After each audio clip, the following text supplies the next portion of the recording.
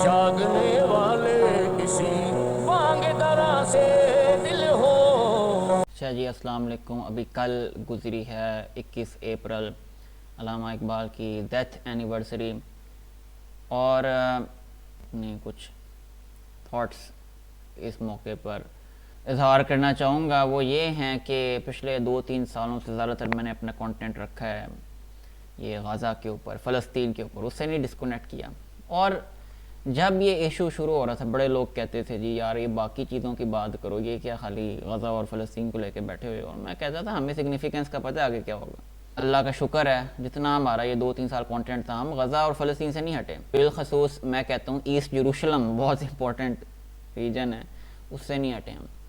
اور علامہ اقبال بھی آج ہوتے وہ اس ایشو سے نہ ہٹتے، خالی ہم پوئٹ آف دا ایسٹ کہتے ہیں، یہ بھی بات ٹھیک نہیں ہے ان کے بارے میں۔ Poet of the east and the west, موجودہ دور کے اگر بیسٹ ہم کہیں نا مفکر مجدد، تو میں ان کو سمجھتا ہوں۔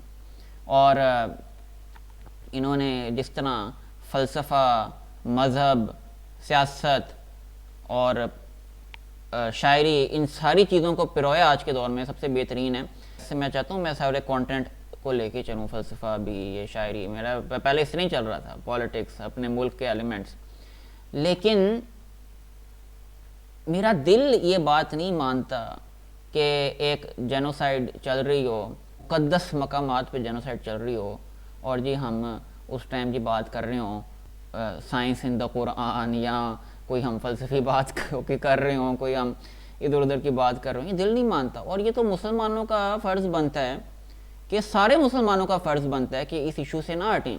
تو میں تو اس ایشو سے نہیں ہٹوں گا، ہاں کچھ چینجز ضرور لے کے آئیں گے ہم، واپس یہ فلسفہ، شاعری اور سیاست اور اپنے ملک کے ایلیمنٹس زیادہ اظہار کریں گے۔ غزہ کے ایشو اور فلسطین کے ایشو کو ہم بالکل نہیں جانے دیں گے۔ Complete withdrawal of idea from Gaza, میں کہتا ہوں اس ایشو کو تو ہم نے رکھنا ہی رکھنا ہے۔ لوگ پوچھتے ہیں جی اپنے ملک کا کیوں اتنا کرتے، بھائی جان ہمارے کچھ نہ اس کے اوپر، اور جی پاکستان افغانستان کا بھی چل رہا ہے دوسرے، ہم اس ٹائم بھی بتاتے تھے کہ جو یہ والا ریجن ہے نا، فلسطین کا ریجن، یہ سب سے امپورٹنٹ ریجنز ہیں دنیا کے۔ یہ وہ ریجنز ہیں جو ٹون سیٹ کرتے ہیں باقی ریجنز کے لیے، ٹھیک ہے؟ تو پاکستان افغانستان میں بھی لڑائیاں ڈلوانے والی جو طاقتیں، ہمارے ملک میں ڈویژنز کریٹ کرنے والی طاقتیں، ہمیں پتہ ہے کون سی ہیں۔ ان جنم لینے والی جگہوں میں یہ والے ریجنز جو ہیں، یہ جو مقدس مقامات ہیں، ہمیں بھولنا نہیں چاہیے۔ غزہ بھی مقدس مقامات کا حصہ ہے، فلسطین کا حصہ ہے۔ فلسطین کو ہم ہولی لینڈ کہتے ہیں کیونکہ نبیوں کا شہر ہے، غزہ شامل ہے اس میں، اور ہم جینوسائیڈ ہو گئی، اور اجی ہم نے اس کو وہ اگر ہونے دیں، نارملائز ہونے دیں، نہیں، میں اس فوکس اس پہ رکھوں گا۔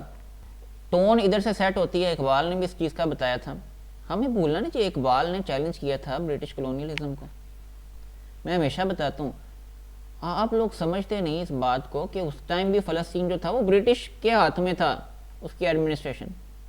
تبھی اقبال بھی سب سے زیادہ چیلنج برٹش کلونیلزم کو کر رہا تھا، یورپ میں بہت روشنی، علم و ہنر ہے، حق یہ ہے کہ بے چشمہ ہے وہاں ہے ظلمات۔ پھر انہوں نے شام و فلسطین میں لکھا کہ مقصد ہے ملوکیت انگلیس کا کچھ اور، یہ قصہ نہیں نارنج کا نہ شہد اور رطب کا، ان کا مقصد کچھ اور ہے ان لوگوں کے۔